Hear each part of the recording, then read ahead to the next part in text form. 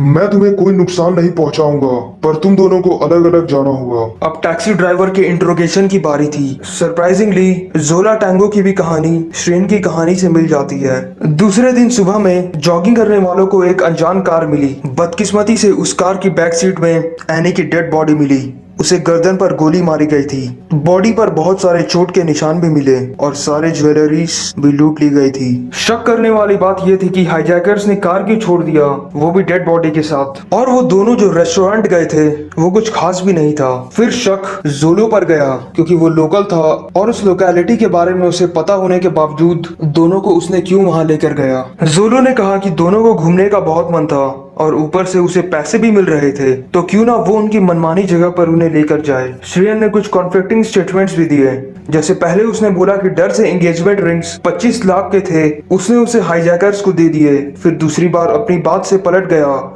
और बोला कि उसने रिंग को सीट के नीचे छुपा दिया है। एनी की मौत की खबर सुनकर एनी के फैमिली वालों की जिंदगी में सब कुछ बिखर गया।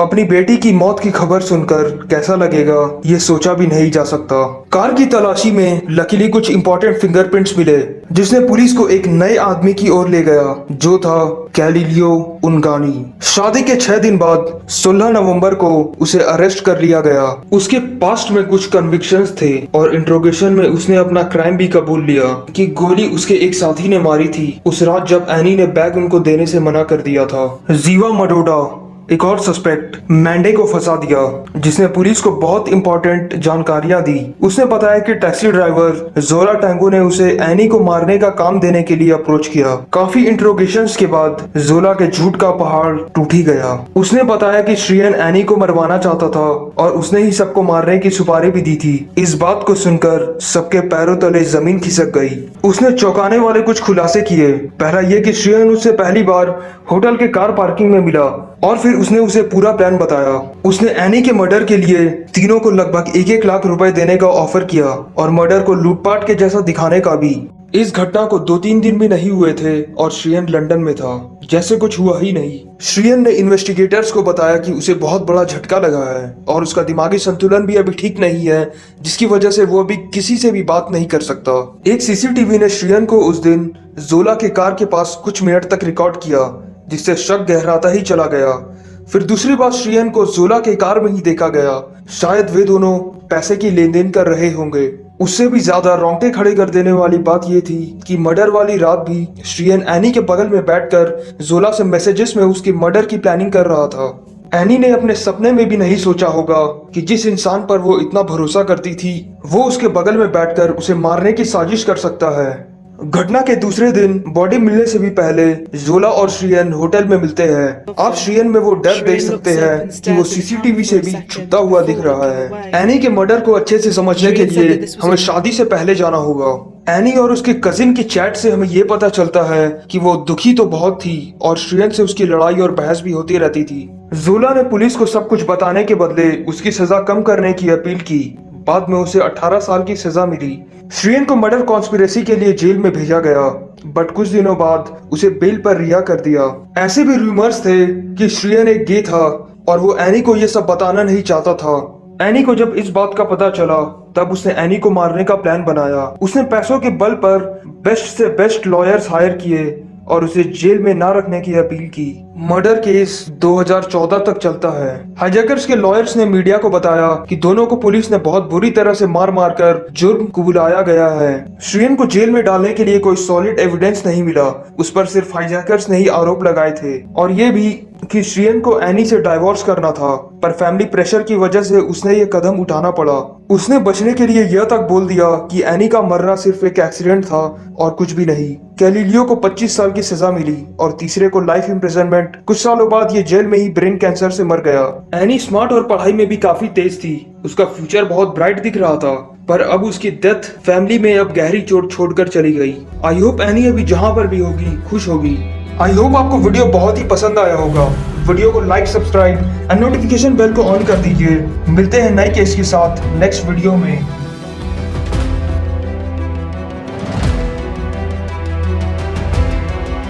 स्वागत है आपका सुपर क्राइम के नई वीडियो में। Amazing suspense and real life crime cases के लिए आप चैनल को सब्सक्राइब कर दीजिए और वीडियो पसंद आए तो वीडियो को भी लाइक कर दीजिए बिकॉज ये केस काफी इंटरेस्टिंग है। अगर आप मेरे चैनल पर नए हैं तो चैनल सब्सक्राइब करके इस बढ़ती हुई सुपर फैमिली का हिस्सा बन जाए एंड वीडियो को बिना स्किप किए पूरा देखिएगा ताकि इस केस का कोई इंपॉर्टेंट पार्ट आपसे मिस ना हो। Amazon review killer case. अभी तक मैंने जितने भी केस सुने हैं उनमें से ये सबसे अजीब और रोंगटे खड़े कर देने वाली है। इस केस में वो पुलिस इंट्रोगेशन भी देखिए जो कि बहुत अजीब है। वो ये सब करने के बाद भी अपनी मम्मी से कुछ सीक्रेट बात करना चाहता था और अपने सारे पैसे कॉलेज के एक दोस्त के अकाउंट में ट्रांसफर करना चाहता था। ये सब मर्डर्स करने के बाद भी उसे यह उम्मीद थी कि उसकी माँ को उस पर गर्व होगा। उसके जाल से जिंदा बचने वाली सिर्फ एक ही इंसान थी, केला ब्राउन। तब उसने टॉड को कांटेक्ट किया जो एरिया में बहुत ज्यादा फेमस रियल एस्टेट डीलर था। टॉड ने जब दोनों को जॉब देने का वादा किया तो केला बहुत खुश हो गई। जॉब उसके 90 एकड़ की एक प्रॉपर्टी थी जिसकी मेंटेनेंस करने की थी। जब वो लोग पहले दिन जाते हैं तो टॉड उन्हें गेट पर रुकने बोलता है, पर उन्हें क्या पता था कि वो दिन आखिरी होगा जब केला अपने फ्रेंड के साथ होगी। 2 दिन बीत जाने के बाद उसके पेरेंट्स को भी डर लगने लगा तो उन्होंने पुलिस को रिपोर्ट किया। इन्वेस्टिगेशन के लिए जब पुलिस उसके घर गई तब घर में कोई नहीं मिला, यहाँ तक कि उनका डॉग भी अंदर ही बंद था। इससे ये तो पता चल गया कि कुछ तो गड़बड़ है। फिर कुछ दिन बाद ही केला के फेसबुक अकाउंट से ऑनलाइन आ जाता है। वो केला के दोस्तों से भी बहुत ही बुरे ढंग से बात कर रहा था जिससे उनको ये तो कंफर्म हो गया कि ये केला या चार्ल्स तो नहीं हो सकता। इन्वेस्टिगेशन को भटकाने के लिए टॉड ने अब चार्ल्स का फेसबुक अकाउंट भी चालू कर लिया। टॉड ने जॉब के पहले ही दिन दोनों को किडनैप करके अपने फार्म में ले गया जहां केला के सामने चार्ल्स को 3 गोलियां मारकर वहीं पर खत्म कर दिया। चार्ल्स को मारने के बाद उसने केला के दोनों हाथों को बांधकर एक शिपिंग कंटेनर में डाल दिया और उसे रोज टॉर्चर करने लगा। वो कई दिनों तक उसको असॉल्ट करता रहा जिससे उसको काफी चोटें भी आई। पुलिस को इन्वेस्टिगेशन में कुछ सफलता नहीं मिल रही थी। काफी ट्राई करने के बाद जब पुलिस ने केला के फोन के लोकेशन को ट्रैक किया तब उसकी आखिरी लोकेशन टॉड का फार्म दिखा रहा था। पुलिस जब सर्च वारंट लेकर टॉड के पास गई तो उसने डायरेक्ट मना कर दिया, लेकिन फिर भी पुलिस उसके फार्म को सर्च करने चली गई। टॉड के मना करने के बावजूद सर्च रुकी नहीं। उसके फार्म हाउस के बाथरूम में कटे हुए बाल मिले जिससे उस पर शक गहराता चला गया। जब पुलिस उसके फार्म हाउस के बाहर आ रही थी तो पास रखे शिपिंग कंटेनर से आवाजें भी आने लगी और ऊपर से उसके दरवाजे पर 4 लॉक्स भी लगाए गए थे। दिसंबर 2015 एक कपल लापता था। जॉनी और मेगन कॉक्सी गायब हो गए थे। उन्हें भी टॉड ने ही मारकर पास के जंगल में छुपा दिया था। कुछ महीने बीत जाने के बाद उनकी बॉडी जब मिली तब ऑटोप्सी में पता चला कि मेगन को सिर पर और जॉनी को चेस्ट पर गोली मारी गई है और यह भी पता चला कि जॉनी को पहले ही दिन मार दिया गया था और मेगन को 7 दिनों के बाद।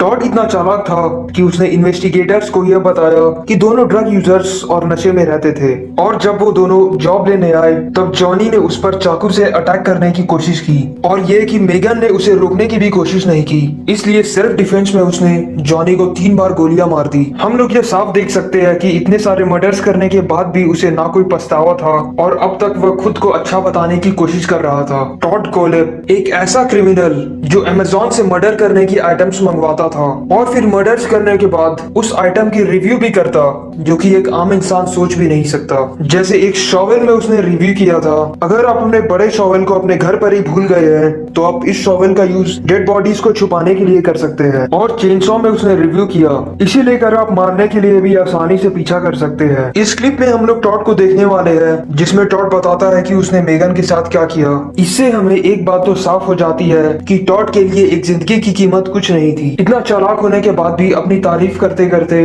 उसने पुलिस को सब कुछ बता दिया। यह सब अच्छे से समझने के लिए हमें 50 साल पीछे जाना होगा। टॉड का जन्म 1971 में हुआ। वो बचपन में एक नॉर्मल बच्चे की ही तरह था, पर उसके पेरेंट्स का डाइवोर्स हो जाने की वजह से उसके बचपन में उतार चढ़ाव लगा रहा। वो स्कूल में दूसरे बच्चों के सामानों को तोड़ देता था। इन चीजों की वजह से मात्र 9 साल की उम्र में उसे मेंटल फैसिलिटी में भेज दिया गया। कुछ महीने वहां गुजारने के बाद उसका गुस्सा बढ़ता ही जा रहा था। उसने एक बार एक कुत्ते को भी गोली मार दी और एक लड़की को स्कूल बस में मारने की कोशिश की। जनवरी 2001 में उसने रियल एस्टेट लाइसेंस के लिए अप्लाई किया। एप्लीकेशन में झूठ लिखने की वजह से उसे वो लाइसेंस मिल भी गया। कुछ सालों बाद एक बाइक रिपेयर स्टेशन में 4 लोगों को गोली मारी जाती है। इन्वेस्टिगेशन में मारने वाले का कुछ पता नहीं चला, पर उन्हें यह एहसास भी नहीं था कि रियल मॉन्स्टर शहर में अभी भी खुला घूम रहा है। टॉड 50 साल का होने के बाद भी उसकी सोच एक 10 साल के बच्चे की जैसी थी जो लोगों को अच्छा या बुरा इंसान मानकर ये प्लान बनाता था कि उन्हें मारना है कि नहीं। मेरा मानना है कि बचपन से हुए मेंटल टॉर्चर ने उसे एक जानवर बना दिया था